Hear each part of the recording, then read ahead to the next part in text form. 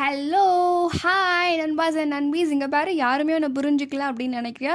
இந்த குட்டி கதை உனக்காக தான். ஜஸ்ட் ஒரு 1 minute எனக்காக ஸ்பேர் பண்ண, ஓகேவா? ஒரு அழகான பொண்ணு அழகான வீட்டில் இருந்து ரொம்ப கோவத்தோட வெளியில் வந்து போயிட்டு இருக்கா. கோவத்தோட போயிட்டு இருக்காள். அவளை பார்த்தா சிரிச்சுட்டு தானே இருக்கா.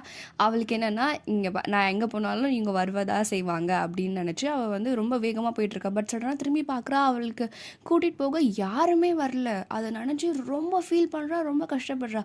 அவள் ஆக்சுவலி சண்டை போட்டு வெளில வந்துட்டா. பிகாஸ் அவளுக்கு வந்து ப்ரிஃபரன்ஸ் கிடைக்கல அப்படின்னு சொல்லிட்டு. ஆனால் இவ்வளோ பின் தொடர்ந்து மறைஞ்ச அவள் தங்கச்சி வந்துக்கிட்டே இருக்கா. அவள் ரொம்ப அழுகுறா. ஆக்சுவலி என்னடா இது, நம்மளை வந்து கூட்டிகிட்டு போக கூட யாரும் வரலையே அப்படின்னு சொல்லிட்டு மயக்க போட்டு கீழே விழுந்துடுறா.